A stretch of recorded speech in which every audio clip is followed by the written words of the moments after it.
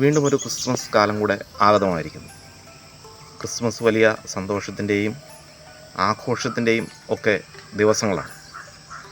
എന്നാൽ അത് ആർക്കൊക്കെ, നാം അല്ലെങ്കിൽ നമ്മിൽ ചിലരെങ്കിലും കരുതുന്നത് പോലെ അത് ക്രിസ്തു വിശ്വാസികൾക്ക് മാത്രമല്ല, പ്രത്യേകിച്ചും ആഗോള വ്യാപാരി സമൂഹത്തിനും കൂടെയാണ് ഈ ആഘോഷങ്ങൾ. ഒരു സംശയവുമില്ല, എല്ലാ ആചാരങ്ങളും ഓർമ്മ പുതുക്കലുകളും പോലെ തന്നെ ക്രിസ്തുമസും പൂർണ്ണമായി വ്യാപാരവത്കരിക്കപ്പെട്ടിരിക്കുന്നു. കാലത്തിൻ്റെയും ചരിത്രത്തിൻ്റെയും മധ്യത്തിൽ വെളിവാക്കപ്പെട്ട ക്രിസ്തു സംഭവത്തിൻ്റെ പ്രഥമ പടിയായിരുന്നു ക്രിസ്തുമസ് എന്നത്, ക്രിസ്തുവിൻ്റെ ജനനം എന്നത്.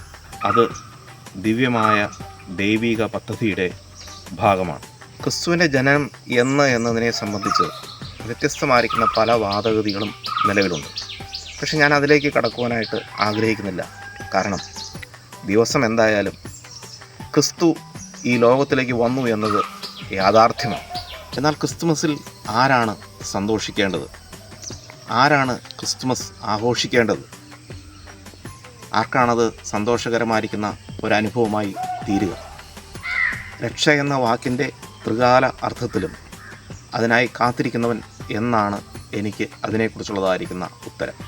സ്വന്തം പാപങ്ങളിൽ നിന്ന് മോചനം ആഗ്രഹിച്ചവർ, മരണത്തിൽ നിന്ന് ജീവനിലേക്ക് കടക്കുവാൻ ആഗ്രഹിക്കുന്നവർ എന്നിങ്ങനെ ഈ ഭൂമിയിലെ സകല ജാതികളിൽ നിന്നും രക്ഷയ്ക്കായി കാത്തിരിക്കുന്നവർ എന്നതാണ് യാഥാർത്ഥ്യം. അതെ, അങ്ങനെയുള്ളവരാണ് സന്തോഷിക്കേണ്ടത്.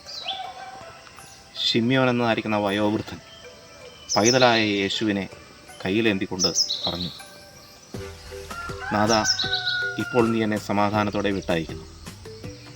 സകല ജാതികൾക്കും വേണ്ടി നീ ഒരുക്കിയിരിക്കുന്ന രക്ഷയെ എൻ്റെ കണ്ണ് കണ്ടുവല്ലോ. എത്രയോ ആശ്വാസപൂർണമായിരിക്കുന്ന, സമാധാനപൂർണമായിരിക്കുന്ന, സന്തോഷകരമായിരിക്കുന്ന ഒരു വാക്യം.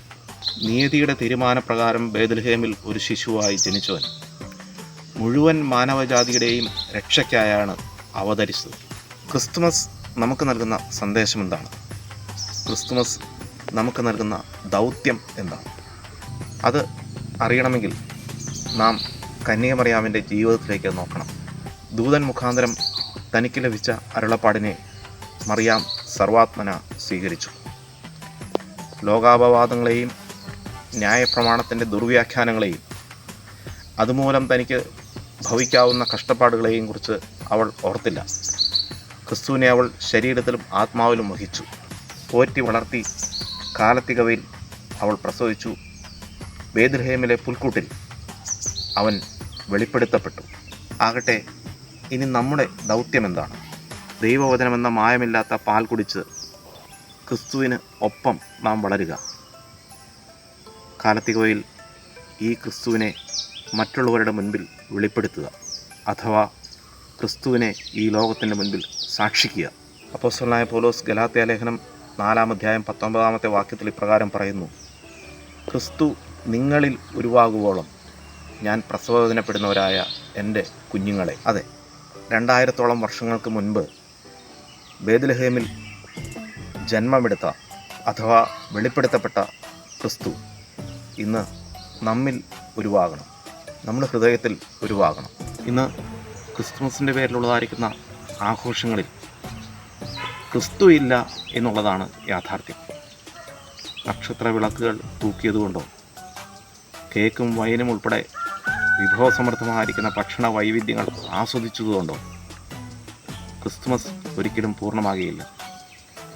ക്രിസ്തുവിൻ്റെ രൂപത്തിൽ, ക്രിസ്തുവിൻ്റെ പേരിൽ ഉള്ളതായിരിക്കുന്ന കളിമൺ രൂപത്തിനും ഒരിക്കലും ക്രിസ്തുവാകാൻ കഴിയുകയില്ല.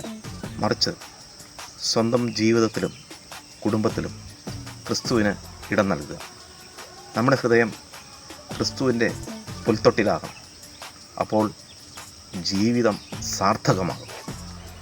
ക്രിസ്തുമസിൻ്റെ പേരിലുള്ളതായിരിക്കുന്ന എല്ലാ ആഘോഷങ്ങൾക്കും ഞാൻ എതിരാണെന്നോ ഒരു തരത്തിലുള്ളതായിരിക്കുന്ന ഓർമ്മ പുതുക്കലുകളും ആവശ്യമില്ല എന്നോ അല്ല ഞാൻ പറഞ്ഞു വയ്ക്കുന്നത്.